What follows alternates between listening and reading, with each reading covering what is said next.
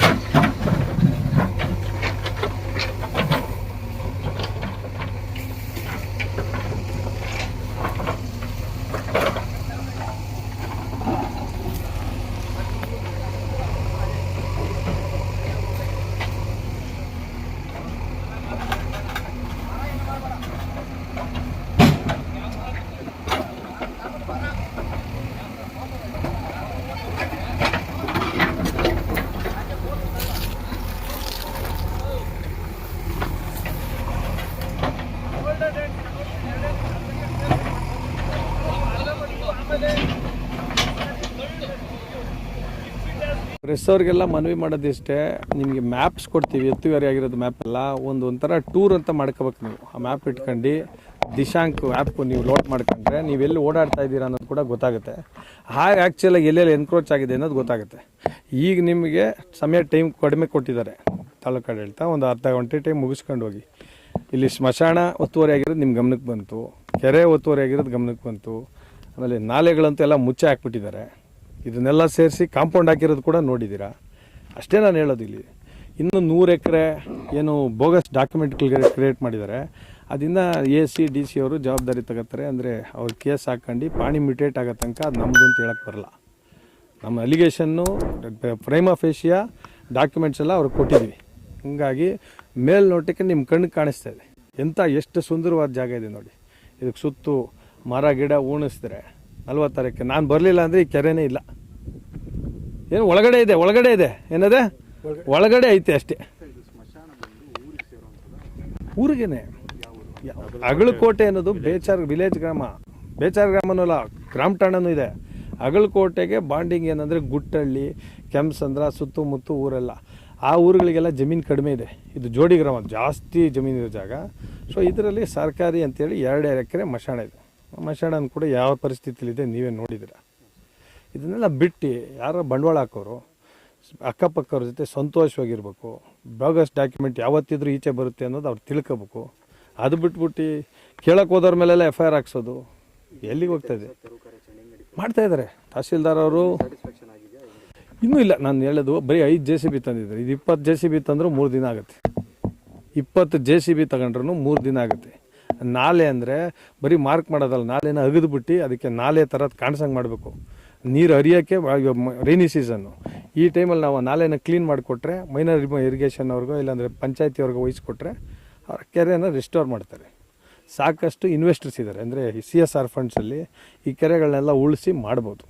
Sir, ಇರೋ ಜಮೀನು ಹೆಂಗೆ ತೊಗೊಂಡಿದ್ರು ಅದೇ ಥರ ಇದೆ, ಎಲ್ಲೂ ಕೂಡ ಎಂಕ್ರೋಚ್ಮೆಂಟ್ ಆಗಿಲ್ಲ. ಕಾಲುವೆಲ್ಲ ನ್ಯಾಚುರಲ್ ಆಗಿ ಮುಚ್ಚೋಗಿದೆ, ನಾವ್ಯಾರು ಮುಚ್ಚಿಲ್ಲ ಅಂತ ಅವ್ರು ಹೇಳ್ತಾರೆ. ನ್ಯಾಚುರಲ್ ಮುಚ್ಚೋದೆ. ಈ ಪ್ಲೀಸ್ ತೋಪ್ ಹೆಂಗೆ ಬಂತು?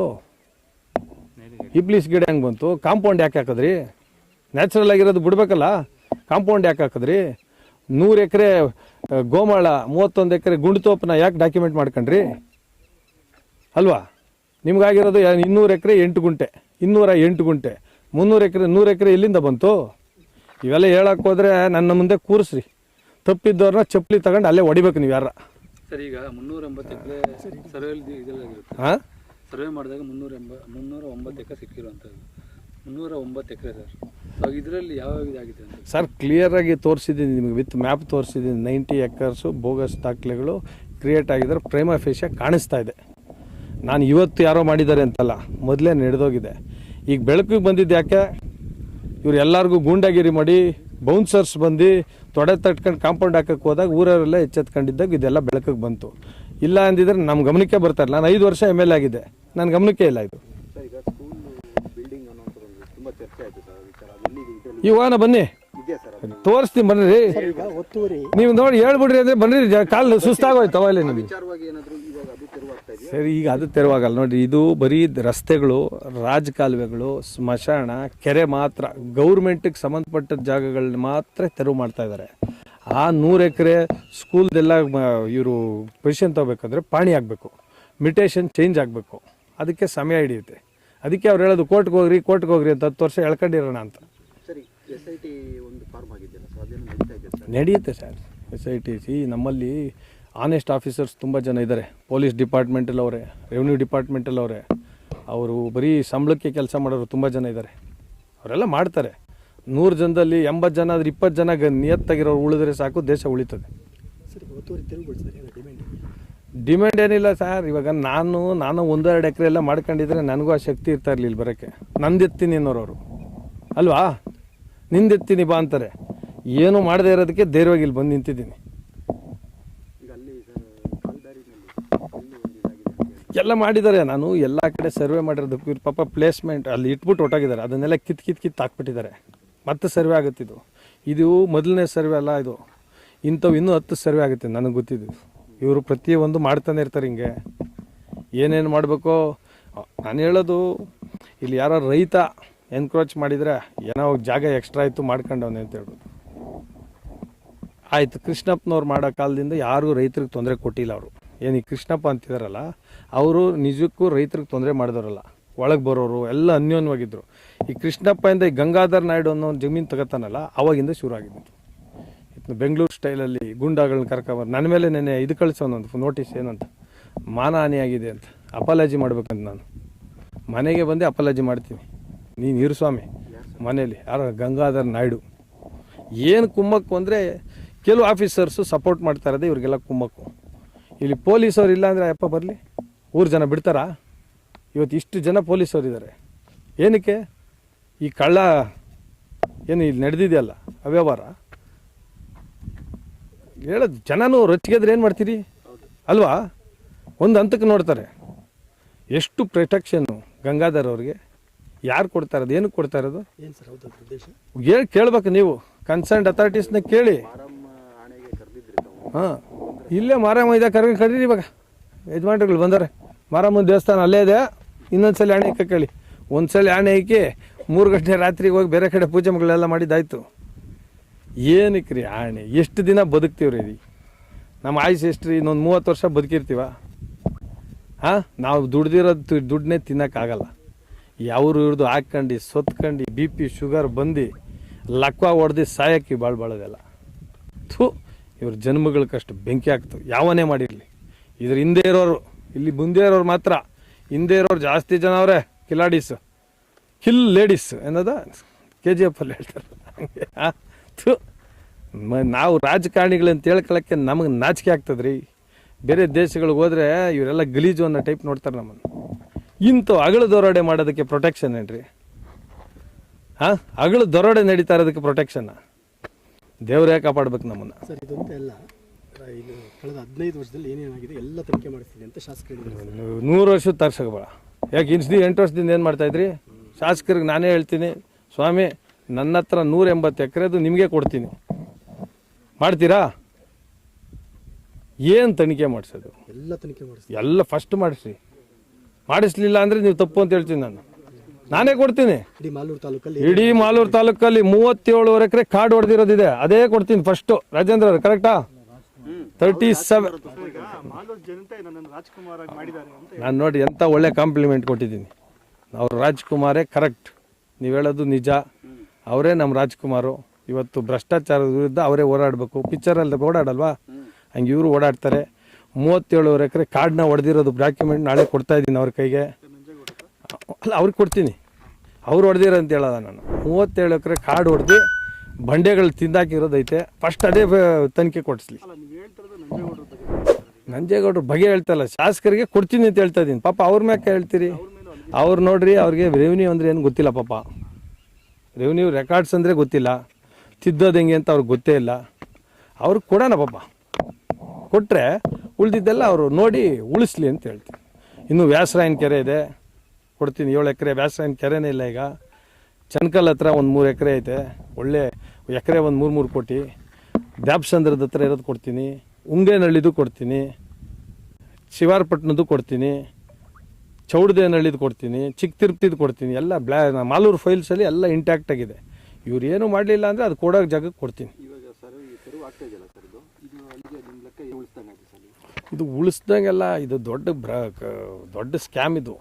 ಈಗ ನನಗೆ ಪ್ರಕಾರ ಒಂದು 90 ಎಕರ್ಸು ಬೋಗಸ್ ದಾಖಲೆಗಳು ಸೃಷ್ಟಿಯಾಗಿರ್ಬೋದು ಅಂತ ನನ್ನ ಅನಿಸಿಕೆ. ಅದು ಉಳಿಯುತ್ತೆ. ಪ್ಲಸ್ ಈ ಕೆರೆಗಳು ಉಳಿಯುತ್ತೆ. ಈ ಖರಾಬ್ ಜಮೀನುಗಳು ಮುಂದಿನ ಪೀಳಿಗೆಗೆ ಎಂಥ ಜಾಗ ರೀ. ಮಕ್ಕಳೆಲ್ಲ ಬಂದು ಆಡ್ಬೋದು ಇಲ್ಲಿ ನೋಡಿ. ಈ ಕೆರೆ ಪಕ್ಕ ಈ 2 ಎಕರೆ ಅದೇ ಎಕ್ಸಸ್ ಜಾಗದಲ್ಲಿ ಒಂದು ಪ್ಲೇ ಗ್ರೌಂಡ್ ಮಾಡಿದ್ರೆ ಮಕ್ಕಳೆಲ್ಲ ಮೊಬೈಲ್ ಫೋನ್ ಇಟ್ಕೊಂಡು ಮನೆಯಿಂದ ಈಚೆ ಬರ್ತಾಯಿಲ್ಲ. ಇಂಥ ಕಡೆ ಆಡೋಕ್ಕೆ ಜಾಗ ಇದ್ರೆ ಆಗಲ್ವಾ? ಮುಖ್ಯಮಂತ್ರಿಗಳ ಗಮನಕ್ಕೆ ಕೂಡ ತರ್ತೀನಿ. ಇಷ್ಟು ದೊಡ್ಡ ಮಟ್ಟದ ಒಂದು ಸ್ಕ್ಯಾಮ್, ಇವನ್ನೆಲ್ಲ ಬಿಡಬೇಡ್ರಿ. ನಿಮ್ಮ ಕೈ ಮುಗಿದು ಹೇಳ್ಕೊತೀನಿ. SIT ಫಾರ್ಮ್ ಆಗಿದೆ, ಒಳ್ಳೊಳ್ಳೆ ಆಫೀಸರ್ಸು ಅದನ್ನು ಉಳಿಸ್ಬೇಕು ಅಂತ ಹೊರಟಿದ್ದಾರೆ. ದಯವಿಟ್ಟು ಮೇಲಿನ ಅಧಿಕಾರಿಗಳಿಗೆ ರಿಕ್ವೆಸ್ಟ್ ಮಾಡ್ತೀನಿ, ಇದಕ್ಕೆ ಪ್ರೆಷರ್ ಹಾಕಿ ಇದಕ್ಕೆ ಅಡ್ಡ ಬರಬೇಡಿ. ಒಂದು ಒಳ್ಳೆ ಕೆಲಸ ಮಾಡೋಕ್ಕೆ ಹೊರಟಿದ್ದೀವಿ. ಎಲ್ಲೆಲ್ಲಿಂದ ಫೋನ್ಗಳು ಬರ್ತಾ ಇದೆ, ಇದನ್ನು ಸಪ್ರೆಸ್ ಮಾಡೋಕ್ಕೆ ನಮ್ಗೆ ಅದು ಗಮನ ಇದೆ. ಯಾರ ಹೆಸರು ಹೇಳ್ತಾ ಇಲ್ಲ ನಾನು ಸರ್ಕಾರದ ಪರ ಹೇಳ್ತಾ ಇದ್ದೀನಿ, ಸರ್ಕಾರದ ವಿರುದ್ಧ ಮಾತಾಡ್ತಾ ಇಲ್ಲ. ರೈತರಿಗೆ ಗೌರ್ಮೆಂಟ್ ಜಮೀನುಗಳನ್ನ ಉಳಿಸೋಣ, ಸಾಧ್ಯವಾದಷ್ಟು ಕಣ್ಣು ಮುಂದೆ ಇರೋದು ಮಾಡೋಣ. ನಾನೆಲ್ಲ ದೇಶದ್ದೆಲ್ಲ ಮಾಡೋಕ್ಕಾಗತ್ತಾ? ನೋಡಿ, ಇಷ್ಟನ್ನು ಮಾಡೋಕ್ಕೆ 3 ತಿಂಗಳು ನಾನು ಕೆಲಸ ಬಿಟ್ಟು ಮಾಡ್ತಾಯಿದ್ದೀನಿ. ಎಲ್ಲ ಜಮೀನಿಗೂ ಉಳಿಸೋ ಶಕ್ತಿ ನನಗೂ ಇರಲ್ಲ. ಹಾಂ, ಉಳಿಸಿ. ನೀವು ಅಷ್ಟೇ ಮೀಡಿಯಾದವ್ರಿಗೆಲ್ಲ ರಿಕ್ವೆಸ್ಟ್ ಮಾಡ್ತೀನಿ, ಇಂಥವಕ್ಕೆಲ್ಲ ಬಂದಾಗ ಯುನಾನಿಮಸ್ ಆಗಿ ಡಿಸಿಷನ್ ತಗೊಳ್ರಿ. ಈ ಲೂಟಿಕೋರರಿಗೆ ಸ್ವಲ್ಪ ಬುದ್ಧಿ ಕಲ್ಸೋಣ. ಹೌದಾ? Yes sir.